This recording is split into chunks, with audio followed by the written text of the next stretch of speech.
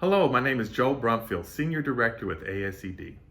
Our team is dedicated to partnering with you to create custom solutions for all of your professional learning needs.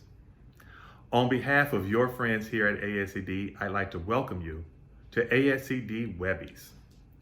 Our Webbies are short clips created by our faculty members to highlight strategies to help educators deliver virtual instruction. Join us every Friday to learn and share some creative ways to deliver instruction with engaging online tools. Our Webbies will be released every Friday on social media accounts as well as ASCD streaming. Follow the hashtag ASCD Faculty Friday to view our latest releases. Enjoy. Hello, my name is Stephen Anderson, and you can find me on Twitter at Web20Classroom. Today, this is part two of a series on remote learning tips for teachers' best practices. In part one, we took a look at the research behind remote learning and the instructional time that we should be taking face-to-face on video, and also some tools and tips to use to make the most of those active learning sessions that you have during remote learning. Today, I want to dive a little bit deeper into what does that active learning actually look like in remote learning, and then how can we set digital expectations for students. Active learning is a key component as part of the remote learning experience. We can't replicate what happens in the classroom directly in the online space, but certainly we can take a look at what are those contexts that actually involve active learning as it engages in the online environment. So there are four of them: learner content, which is the interaction between the learner and the content or study, which is where we should be spending most of our time. And we might typically think that this involves direct instruction. So we're sitting in front of the screen, directly lecturing to students. That actually isn't the case. That's where we can be providing opportunities for students to engage in interaction with the content through things like choice boards or through a menu of options that students can use to engage with that content. Learner instructor active learning is where we're actually spending that 10 to 15 minutes through a recorded video or through live instruction or even over the telephone. That is that direct relationship between the learner and the teacher that can help reinforce perhaps missed concepts or to go deeper with particular concepts. Students also need to be engaged in the learner-learner and learning construct in active learning, where students actually have an opportunity to engage with each other. And again, this does not have to happen face-to-face. We know that there are equity issues, there are issues around access to particular types of technology.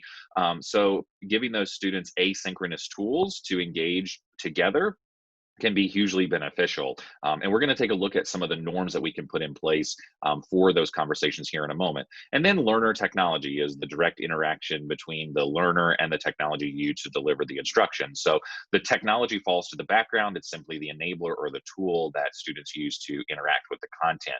So most importantly, you don't have to be tech heavy to do any of these.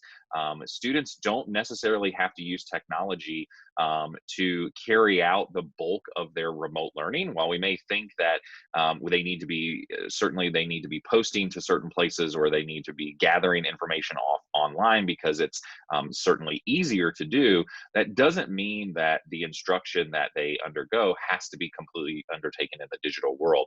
We need to remember to provide time for that learner-learner interaction because students still need that peer-to-peer relationship. And then again, don't forget that students still need you.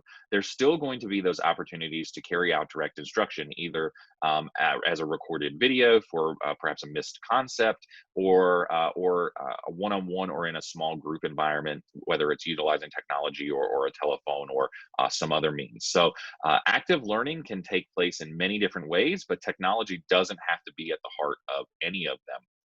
So when we know that learner-learner is one of the most important key aspects of remote learning, where students can engage with each other, we still need to have some digital expectations. And while these are great for setting at the beginning of the year, if that opportunity was missed, it certainly doesn't mean that you can't do that now.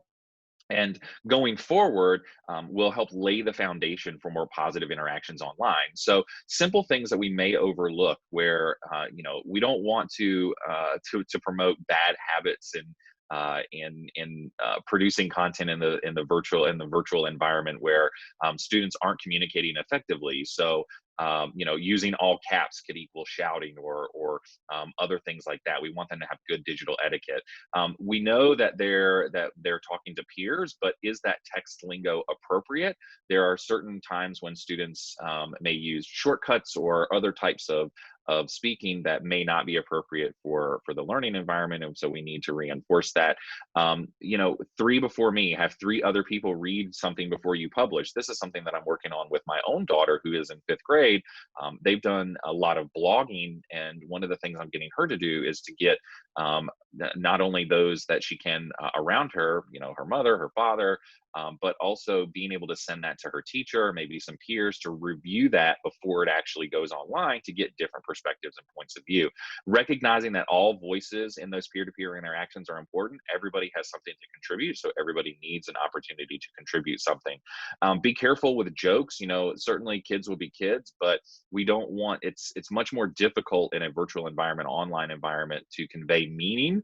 And so we need to make sure that that we're staying positive, and that we're using those jokes and humor sparingly. Although now is a time to keep things light. Certainly, it can be missed if the context is missed. When providing feedback to peers, making sure we're addressing them by name. I like the PQP strategy, where we're praise, question, and polish. So what's something you like, what's something you have a question about, and what's something you can work on, and being specific. Kids are notorious for going and having to reply to blog posts or replying to conversations in threads saying, oh, that was a great thought, or I really like that. Having something that they can address another student by name, giving something that they really like, something that they're questioning, and in a way that they can provide some feedback. And then obviously being engaged in the forum, being active, being reflective, being an active participant is an important part of the overall experience. So when we think about those different constructs, learner to learner is one of the key ones that we need to keep in mind. Students need to have those interactions with each other. It doesn't have to be synchronous. Certainly, it's great if we can get everybody together in the virtual environment, but again, we know there are equity and access issues that we need to keep in mind.